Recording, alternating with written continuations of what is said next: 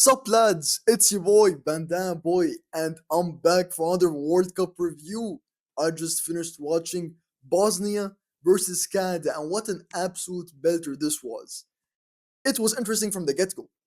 Canada looked like the much more dominant team, yet somehow it ended up being a draw. I'm not gonna I did expect Canada to come away with a 3 maybe 4-0 or 4-1 win, but they just weren't converting the chances at all. They weren't clinical whatsoever in front of goal.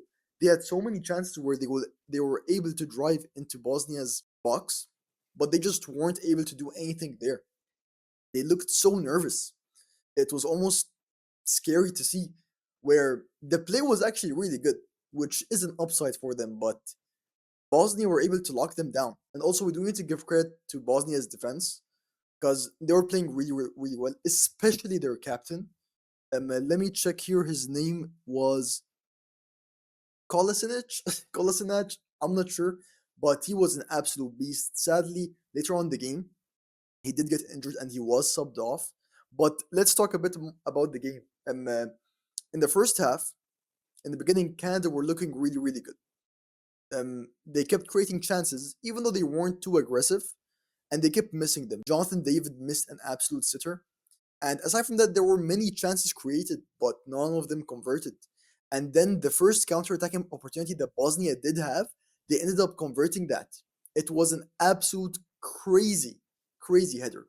First of all, the cross was great, but then that small header, it was, I think, from the captain himself who was injured.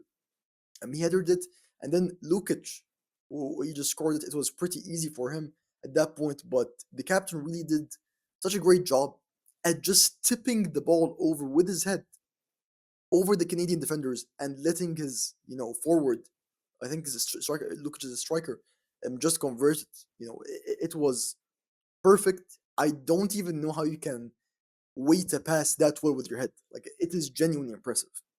And going into the first half, Canada didn't have anything to, hold their heads down for. They were playing pretty well.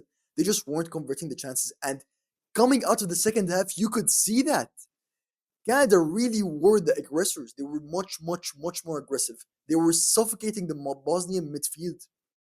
Canada had the midfield fully covered by themselves. After maybe the 30th minute where Bosnia got that goal, they truly never regained an inch of true possession during the game. Where Canada was just they were on them the entire time. And then in the 76th minute, Canada do a great sub. They sub in Larman, and within 2 minutes, what an absolute strike! The amount of skill it takes for you to take that touch and turn, the speed at which he does it is absolutely absurd.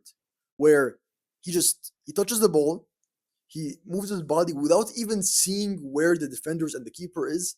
He slots it in the bottom right, not bottom right. I think the right side, in the middle or top right.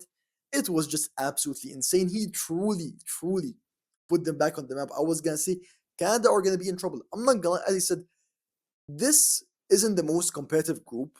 I think Switzerland are gonna finish at the top, and then the three other spots between Bosnia, Canada, and I forgot what the fourth team was. I really think it's gonna go either way. But one bad thing, unfortunately, for Bosnia is they picked up a lot of yellow cards, especially in the last 10 or 15 minutes of the game. Bosnia were playing really aggressive. Of course, they didn't want to concede, but at the same time, you gotta understand if this goes to a tiebreaker, if Bosnia end up finishing third and this goes to a tiebreaker, and the tiebreaker is the fair play rule, where basically the team with the least amount of yellow cards wins, Bosnia are already in trouble from the very first game.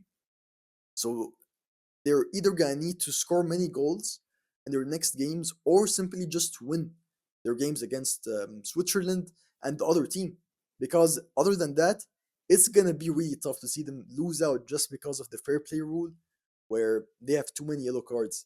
But aside from that, the finish was absolutely amazing, and the play for the most part, Canada were creating so much, but they weren't doing anything with it. Where there's progress of the ball, but all the players looked like they were unexperienced. I don't think Alfonso Davies played. I don't think he was subbed in. but he was on the bench. And I feel like in that moment, you want your star player, like Alfonso Davies, to be on the pitch to help give your team that extra boost of confidence. Because, by the way, Bosnia are the same team that knocked out Italy from the World Cup. So they're coming in with high spirits. And for them to get a draw in the first game, I feel like that's a pretty good result for them.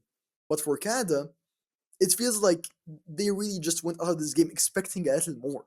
Where you could have gotten it, you were so close, but simply in front of goal, the players look too complacent. And yeah, Bosnia do well, Canada do well. Each team gets 1 point, and we'll see what's gonna happen in the next, couple of rounds in this group. I feel like this group is really up for grabs, especially that second spot. Any person can take it, and yeah, it's gonna be interesting to see how this pans out. Anyway, lads, thank you for your time, and choose.